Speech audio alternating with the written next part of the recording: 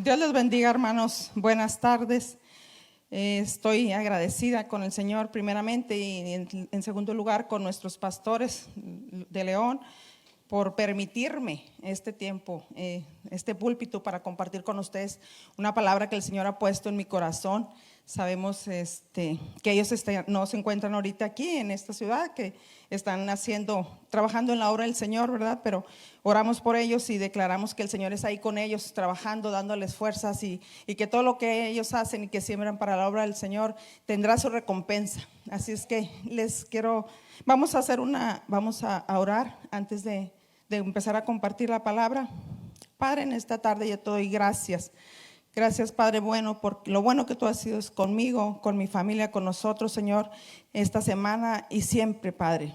Espíritu Santo, habla nuestras vidas, habla nuestro corazón, que tu palabra, Señor, nos transforme este día y cada día para que podamos llegar a ser, Señor, y cumplir de nosotros el propósito que tú tienes para nuestras vidas. Te lo pedimos en el nombre de Jesús y todos decimos amén. Damos asiento. Yo quiero empezar a compartir con ustedes en este día una decisión que yo tuve que tomar en mi vida. Yo sé que todos los que estamos aquí en el transcurso de nuestra vida, nosotros hemos tenido que tomar muchas importantes decisiones. Por eso, han sido quizás unas buenas, unas no tan buenas, pero si estamos aquí es porque el Señor ha sido bueno con nosotros y hasta aquí Él nos ha ayudado. Amén. Bueno, cuando yo estaba en mi juventud, yo tuve que tomar una decisión para saber que si yo quería, qué era lo que yo quería estudiar, si quería estudiar o no quería estudiar, y yo tomé una decisión para estudiar una especialidad. Yo creía que esa era una buena decisión. Yo estudié en Coahuila, mis padres viven en Coahuila, México, y cuando yo estudié la especialidad que yo estudié, yo miré ahí en ese lugar, ese es un lugar donde hay una fábrica muy grande que produce acero, que es una de las más grandes de México, y bueno, yo dije voy a estudiar algo que se relacione con el acero, ¿verdad? ¿Para qué? Para que yo no pueda batallar para conseguir trabajo. Eso fue lo que yo pensé. Bueno, veo ya en lo que yo puedo trabajar ahí en esa fábrica y escojo esa especialidad en la escuela. Y entonces, ya que estamos ahí, en el transcurso fueron 3 años, en el último año vamos a tomar la especialidad de esa materia que estamos estudiando, y era sobre el acero, todo era sobre el acero, porque había muchas fábricas pequeñas ahí alrededor que se mantenían de esa fábrica grande. Había cientos de personas, hay todavía cientos de personas que se trasladan de ahí, de toda la región, para llegar a ese lugar. Es una fábrica que tiene muy buenos sueldos, que tiene muy buenas terminaciones para las personas. En fin, para mí era lo mejor que yo podía escoger. Bueno, en el último año, como les digo, estudiando esta materia, nos llevan al laboratorio porque teníamos que analizar el acero, porque eso era lo que se iba a estudiar. Y en una de las prácticas que tenemos en el laboratorio, tenemos que usar unos ácidos. Pues todos sabemos que la mayoría de los ácidos, el olor pues no es bueno. Entonces, al hacer ciertas mezclas despide un olor tan fuerte, tan feo, que la verdad tuvimos casi que salir ahí del laboratorio todos casi tosiendo, todos queriéndonos vomitar, porque el olor ni les quiero decir, era muy fuerte y muy feo. Y cuando pasa eso, y que se suponía que eso era lo que yo tenía que hacer en mi trabajo, yo dije, ay Dios, ¿por qué escogí esta profesión? La verdad, dije, yo no creo que quiero yo toda mi vida vivir oliendo a esto. Y bueno, ahí en el laboratorio se trabaja con una mascarilla, pero como quiera, al fin del día pues sales con el olor de eso, ¿verdad? Y no sé si quizás en el transcurso del tiempo a las personas les afecte en su cuerpo, no sé. Pero yo dije, no, definitivamente no quiero seguir estudiando esto. Así es que gracias a Dios en ese tiempo todavía había una oportunidad de en esa especialidad escoger eso, o había otra opción. y la otra opción era estudiar sobre fertilizantes. Así es que no era el olor tan feo, era un trabajo mucho más limpio, era otra opción y yo la tomé, la otra opción, para no dedicarme a eso que yo había escogido. Gracias a Dios hubo otra oportunidad. Y bueno, pues esa es una decisión que pudo haber sido para mi vida llevarla sin estar yo a gusto, pero al tomar ese cambio, mi vida cambió. Yo pude trabajar ya en otros ramos, que no fue eso lo que yo había escogido. Y esto es lo que yo quiero hablarles en este tema, que muchas veces nosotros hemos tenido que tomar muchas decisiones en nuestra vida. Cuando estamos pequeños sabemos que dependemos de nuestros padres, pero llegamos a una edad que las decisiones que nosotros tenemos que tomar, que todas son grandes, son importantes, y sabemos que estas decisiones tendrán influencia en nuestra vida, unas más, otras menos. Muchas veces vivimos con esa decisión toda la vida, otras veces podemos hacer un cambio para mejorar esa decisión que antes tomamos, que fue como la que yo tomé. Pero en otras ocasiones hay que pagar las consecuencias, porque no se puede ya cambiar. La decisión que nosotros tomamos muchas veces no se puede ya cambiar. Y hay decisiones que nosotros tomamos, sabemos que afectan a muchas de las personas que están a nuestro alrededor.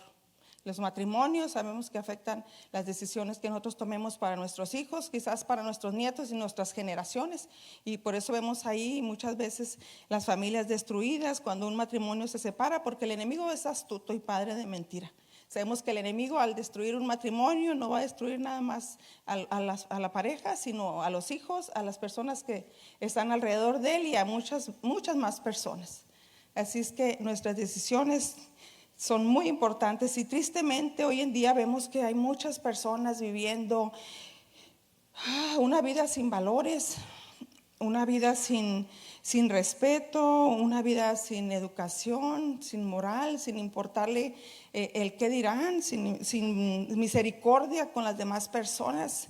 Pero en fin, eso es lo que ellos han decidido, y eso es lo que está pasando hoy en nuestra vida. Muchas veces actuamos sin esperar. Tomamos una decisión enojados, desesperados, sin tener paz en esa decisión, pero aún y principalmente sin consultar a Dios. Y sabemos que cuando tomamos esas decisiones sin consultar a Dios son las decisiones que nos traen más consecuencias, más dolores de cabezas. Pero eso éramos nosotros antes también, ¿verdad? Perfectos sabemos que no somos, pero el Espíritu Santo que tenemos ahora en nuestro corazón, en nuestra alma, sabemos que es el que nos ayuda, es el que nos dirige, el que nos redarguye para tomar nuestras decisiones hoy en día, que no pueden ser las mismas decisiones que teníamos antes de conocerlo a Él. Y entonces quedamos en que tendremos o buenos resultados o tenemos malas consecuencias en nuestras decisiones. Y esto es lo que tendrá que enfrentar el personaje del que hoy voy a hablar. Hablaremos de la carta a Filemón. Vamos a hablar sobre Filemón. Esta carta fue escrita por Pablo cuando él estaba preso. No dice en dónde estaba preso, ¿verdad? Sabemos que fueron varias veces las que él estuvo preso en la cárcel, y otras veces estuvo preso domiciliario en casas, pero aquí no explica, pero él es el que la escribe. Y el personaje principal de esta carta es Onésimo, se llama Onésimo. Esta carta va dirigida a Filemón, que él era el dueño de Onésimo. ¿Quién era Onésimo? Onésimo era un esclavo, y es el motivo por el cual Pablo escribe esta carta a Filemón. Bueno, Filemón, pensamos si él tenía esclavos, diremos que era un hombre rico, un hombre acomodado, un hombre influyente, ¿verdad? Porque él tenía criados a su nombre, pero principalmente Filemón era un creyente en la fe. Era un hombre que ya había conocido el evangelio de Jesús. Y ¿por qué sabemos que Filemón conocía el evangelio, que era un cristiano? Porque Pablo le dice, cuando le manda la carta, le dice: salúdame a la iglesia que está en tu casa. Él había reunido a varios hermanos en su casa y había llamado a una iglesia donde se compartía el evangelio, y por eso él le manda a decir que le salude a la iglesia. Y entonces, ¿qué decimos? Que Filemón era un hombre cristiano, ¿verdad? Pablo en esta carta le pide que haga algo en el cual él le recuerda y le dice que él espera que él actúe, que él responda según lo que él ha aprendido del evangelio de Jesús. Bueno, vamos a leer Filemón en el capítulo 1, del versículo 4 al versículo 7.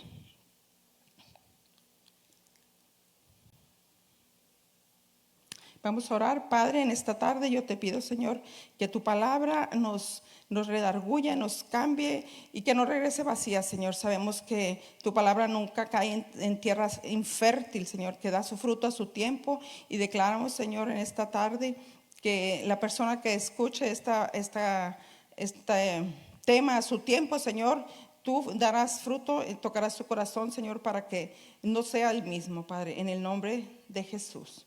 Yo lo leo en el nombre del Padre, del Hijo y del Espíritu Santo.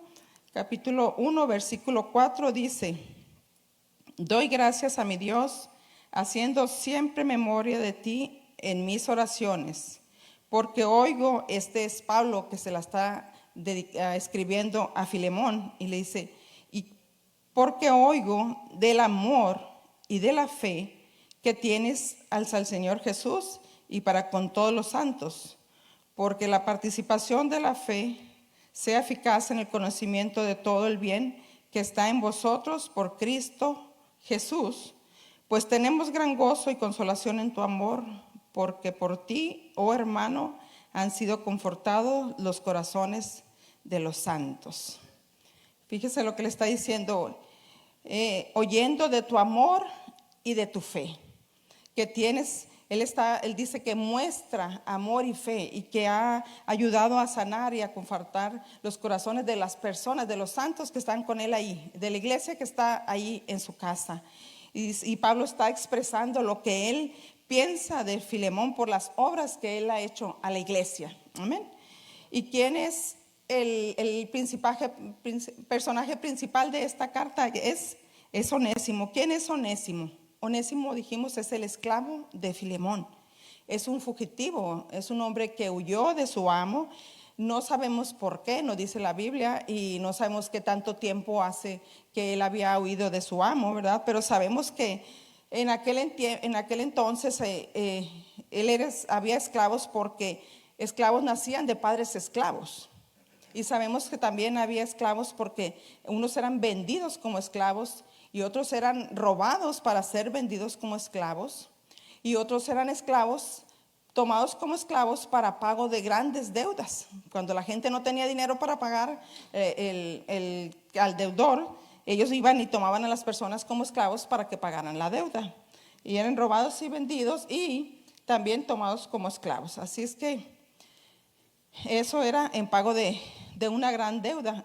Y hemos escuchado en el libro, segundo libro de Reyes, en el capítulo 4, nos habla de una historia de una viuda que tiene 2 hijos, de una mujer que se queda viuda, y viene un deudor, su esposo fallece, y hay alguien que viene a cobrar algo que él debe, y ella no tiene para pagar en ese momento esa deuda que vienen a cobrar, y el deudor le dice, ¿sabes qué? Me voy a llevar a tus hijos en pago de esta deuda. Entonces ella, una mujer sabia, va y busca al profeta y le pregunta, ¿verdad? Y le dice la situación que está pasando, que le quieren quitar sus 2 hijos únicos que tiene. Ella no tiene nadie más, su esposo había muerto. Y le dice él, ¿qué tienes en tu casa? Y le dice ella, solo tengo un poco de aceite en una vasija, ¿verdad? Y le dice él, ve, pide vasijas prestadas a tus amigos, a tus familiares, a tus vecinos, y no pocas. Y sabemos que el Señor hace la obra y multiplica el aceite y sigue llenando todas las vasijas hasta la última vasija. Y este dinero le sirve a ella para pagar esa deuda que tiene, para que no pierda a sus hijos. Y aún dice la palabra, el Señor le multiplica tanto ese aceite para que ella pueda seguir viviendo con sus hijos y no se quede sola. Así es que por eso, ese es un ejemplo de cómo quitaban a los hijos también en ese tiempo como esclavos. Así es que ya sabemos que este esclavo, Onésimo, toma una mala decisión que él sabía que le traería malas consecuencias. Él de antemano ya sabía que esa decisión que él estaba haciendo le traería malas consecuencias, porque sabemos que como esclavo pues era muy peligroso huir de su amo en aquel entonces, ¿verdad? Sabía que podía haber sido castigado fuertemente y que quizás hasta le podría costar la vida de esa decisión que él estaba tomando. Pero él no conocía del evangelio, acuérdense, él era un esclavo, él no conocía del evangelio aún. Pero qué maravilloso el Espíritu Santo que hace que se conozcan en ese tiempo Pablo y Onésimo. El Señor siempre tiene un propósito para nosotros, y aún en nuestras malas decisiones, si nosotros, el propósito de Él está en nosotros, nada va a impedir y nada impide que Él lo conozcamos a Él. Amén. Así es que la Biblia no dice dónde se conocen Pablo y Onésimo, solo que en este tiempo quizás Onésimo, mientras él estaba huyendo, lo que sí sabemos es que se encontraba muy lejos del lugar donde había huido, donde estaba su amo. Y quizás en este tiempo él escuchó el evangelio de Jesús y buscó a Pablo para que le pudiera ayudar en esta situación, en esta decisión que él había tomado, ¿verdad? Y le contó, le tuvo que haber contado quién era, ¿verdad? Que quién era su amo, que había huido, y resulta que es una persona que también Pablo conoce. Pero imaginemos la reacción de Filemón al ver a Onésimo, a su esclavo. Quiero leer del capítulo 8 al capítulo 12, ahí mismo en el libro de Filemón. Dice: por lo cual, aunque tengo mucha libertad en Cristo para mandarte lo que conviene. Fíjense cómo dice, para mandarte. O sea, que Pablo podía exigirle a él que recibiera una vez más a Onésimo. Pero le dice: te ruego más bien por amor, siendo como soy, Pablo, yo ya anciano y ahora además prisionero de Jesucristo. Veamos cómo él mismo se menciona prisionero de Jesucristo, pero es como nosotros por nuestra propia voluntad. Dice: te ruego por mi hijo Onésimo, a quien engendré en mis prisiones, el cual en otro tiempo te fue inútil, pero ahora a ti y a mí nos es útil. Aquí vemos cómo Pablo le está pidiendo a Filemón que haga una decisión que sabemos que no era una decisión fácil que él tenía que tomar, porque imaginemos como les dije ahorita, ver Filemón a su esclavo que quizás que se había ido y que lo había buscado y que quizás hasta había pagado para que alguien más lo buscara y lo trajera, y que no lo había podido conseguir, y verlo ahí y cómo este hombre tenía el valor de presentarse delante de él, sabiendo lo que le esperaba a él. Pues total, ya había huido, ¿verdad? Pues se podía haber quedado allá, pero eso es lo que hace el Señor con nosotros. Cuando nosotros conocemos del Señor, nos hace que nosotros vayamos y retribuyamos si debemos algo, paguemos si debemos algo, perdonemos si debemos algo a alguien. Ese era el cambio que había habido en Onésimo. Entonces, imagínense la decisión que tendría que tomar él, y era una decisión en una situación muy difícil para Filemón. ¿Por qué? Porque quizás al recibir él a Onésimo sería un mal ejemplo para los demás esclavos, que iban a decir: bueno, pues si este se fue y lo viene y lo recibe, podría ser una mala influencia para los demás esclavos y para los hombres, los dueños de otros esclavos. ¿Qué iban a pensar de él? Pues que quizás era un hombre débil, que quizás era un hombre sin autoridad, porque era un esclavo que se había ido, que había huido, y eso era muy penado en ese entonces. Pero sabemos que Filemón, dice su palabra, era un creyente en la fe, en el evangelio. Así es que no era Filemón igual quizás que los otros hacendarios, los otros que tenían esclavos, ¿verdad? Miremos cómo Pablo dice en el versículo 5, miren cómo dice: porque oigo del amor y de la fe que tienes hacia el Señor Jesús. ¿Y qué son el amor y la fe? El amor y la fe son los frutos del Espíritu Santo. Gálatas 5:22 nos muestra los frutos del Espíritu Santo, que son 9: amor, gozo, paz, paciencia, bondad, benignidad, fe, mansedumbre, templanza. Así es que nosotros como cristianos sabemos que tenemos que tener esos frutos del Espíritu Santo. Su palabra dice que nosotros cuando aceptamos al Jesús somos nuevas criaturas. Que esos frutos en nosotros tienen que verse y debemos tener esos frutos, pero no solo tenerlos, sino también practicarlos, llevarlos a la obra. Y eso es lo que le estaba pidiendo Pablo a Filemón, que actuara como un verdadero cristiano. No solo tenerlos, sino practicarlos. Y sabemos que el amor y la fe son y deben de ser los pilares de un buen cristiano, de un verdadero cristiano, de un hijo de Dios. Si no tenemos amor y no tenemos fe para el prójimo de nosotros, no somos lo que decimos que somos. Aquí Pablo le pide que lo reciba como si fuera él, no como un esclavo. Es más, Pablo toma el lugar de él, dice, se pone como en el lugar de Onésimo.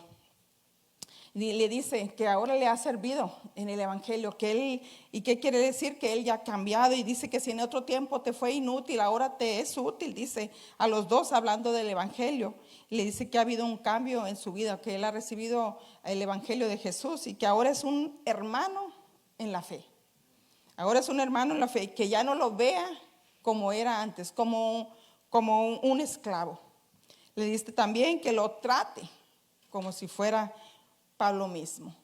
Así es que cuando nosotros así debemos de ser con nuestro prójimo, cuando nosotros conocemos la palabra del Señor, tenemos que verlos, tenemos que tratarlos y tenemos que recibirlos como un hermano, un hermano nuestro. Amén. Quiero que vayan conmigo a Santiago. Vamos al libro de Santiago. Es ahí más adelantito.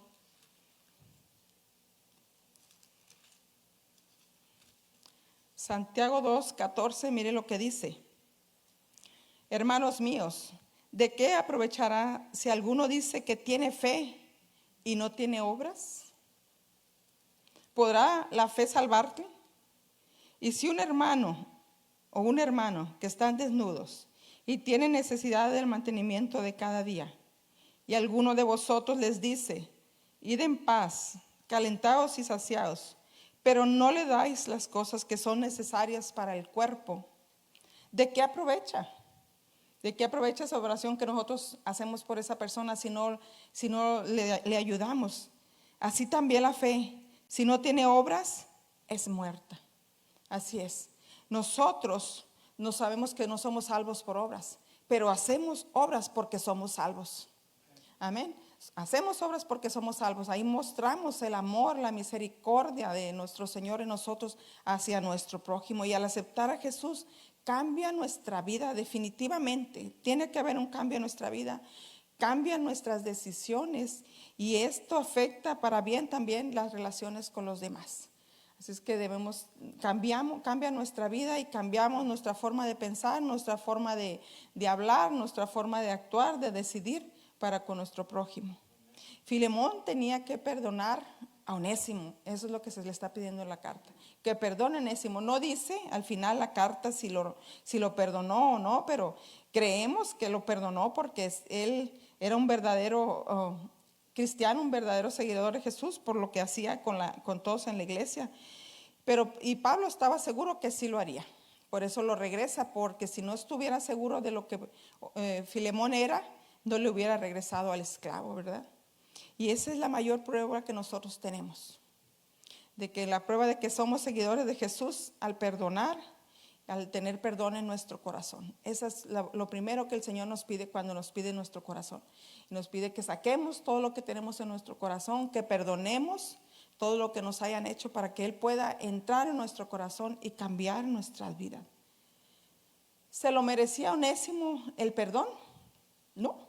No se lo merecía, porque él había hecho algo, quizás se había pagado un precio por él. Él no se merecía el haber huido, el haber estado en contra de su amo, que es difícil. Yo creo que a ninguno de nosotros nos gustaría estar en un tiempo, en un lugar de esclavos, pero le tocó en ese tiempo vivir y él tenía que estar sujeto a su amo. Pero así era la única forma de que así Filemón pudiera estar libre de ese agravio y no tener nada absolutamente nada en su corazón que le estorbara para poder seguir en el Evangelio de Jesús y seguir la obra de Dios y seguir con esa iglesia, porque ¿cómo podemos nosotros hablar de Jesús, como decimos, y tenemos perdón contra nuestro hermano, o no le hablamos a nuestro hermano, o no podemos perdonar lo que nos hizo, el error que tuvieron nuestros padres con nosotros? Porque cuando en nuestro corazón hay odio, hay rencor, hay todas esas cosas, el propósito de Dios no se puede cumplir en nuestra vida. Todos hemos sido nécimos en algún tiempo, todos hemos sido nécimos al tomar una decisión en nuestras vidas, que nos hemos equivocado. Yo sé que sí nos hemos equivocado, pero el que nos perdona todo nos tiene aquí todavía. Hemos tomado malas decisiones con malas consecuencias.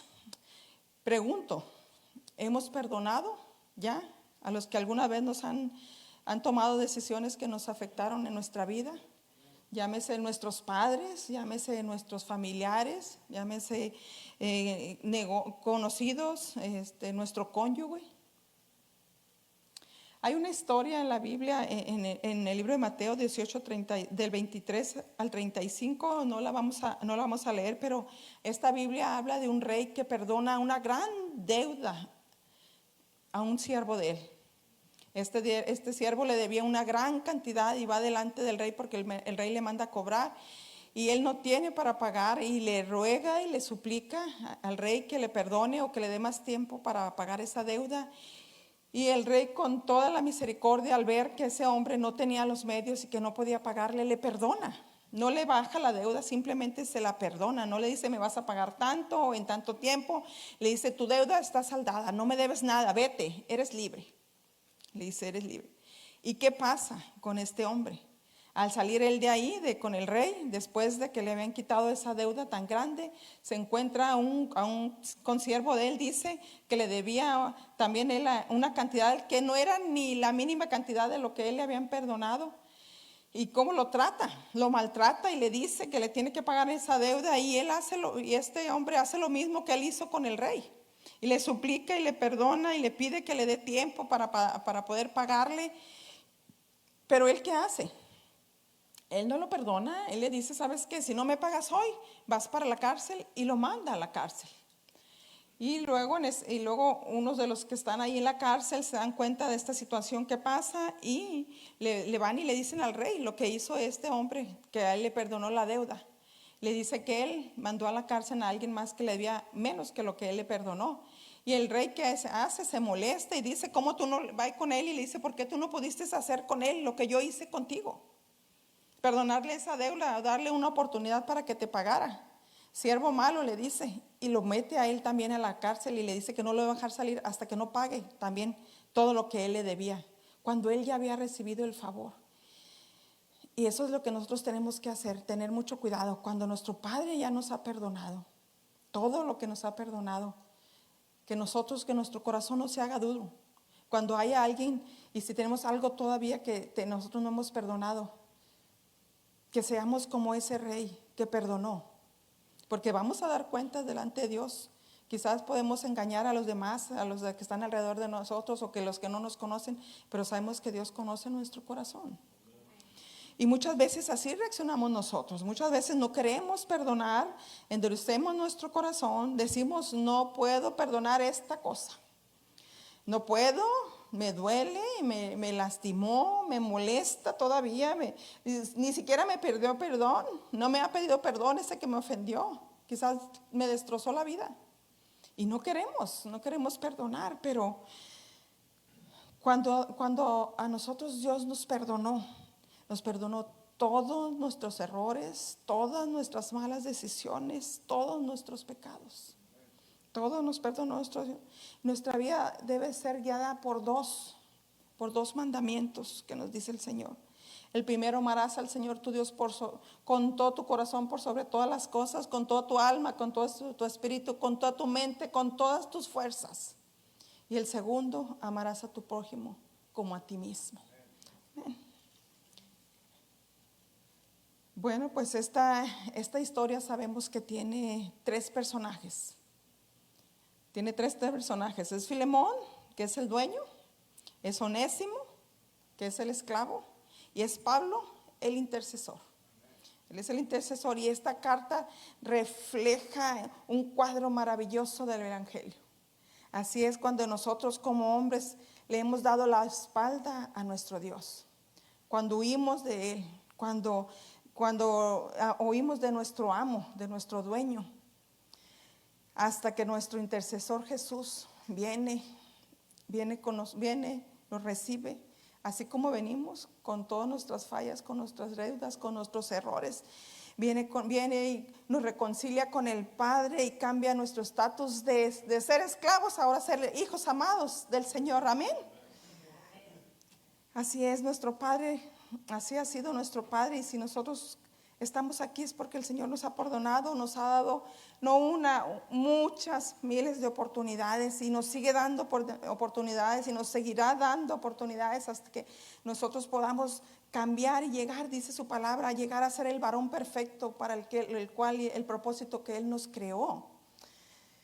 Pues esa es la palabra que yo quise compartir con ustedes, que es tan importante que nosotros hagamos esas decisiones. Si no la hemos tomado esa decisión, si tenemos algo en nuestra vida, si el día de hoy, el día de ayer alguien nos hizo algo, que antes de esta noche irnos a dormir, que entreguemos todas esas cargas al Señor, que quitemos, que seamos libres, no porque se lo merezcan. Sabemos que el perdón no es porque muchas veces se lo merezcan, sino porque nosotros como hijos de Dios no merecemos llevar esa carga, ese peso, ese dolor. Mientras más tardamos en perdonar, más se va haciendo duro nuestro corazón para poder soltar eso que nos dolió, eso que nos dañó, ese daño que nos hicieron.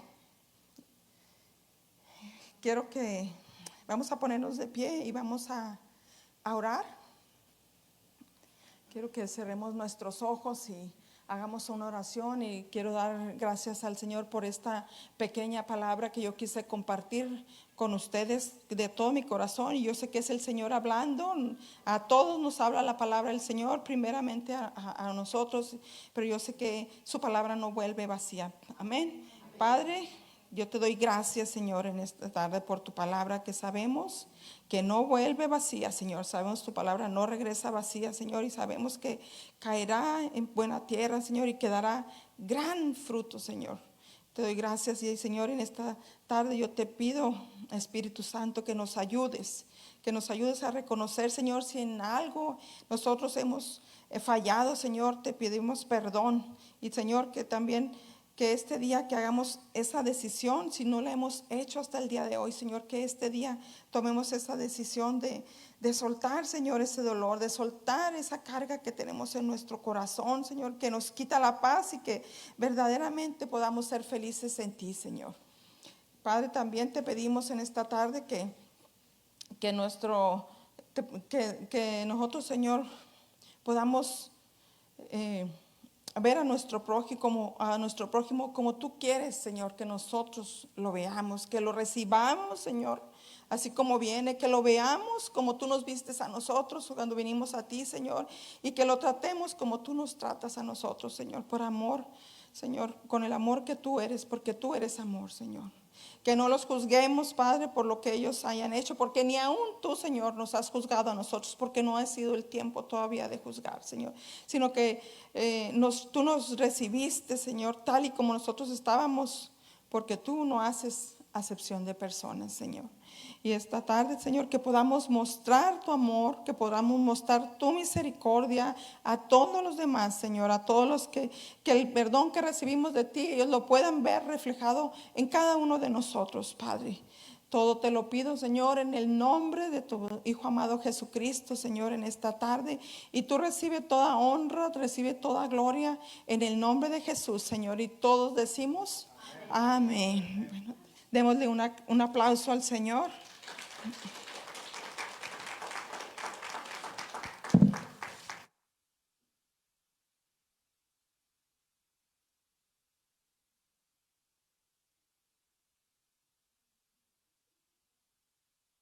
Qué bonito mensaje, ¿no?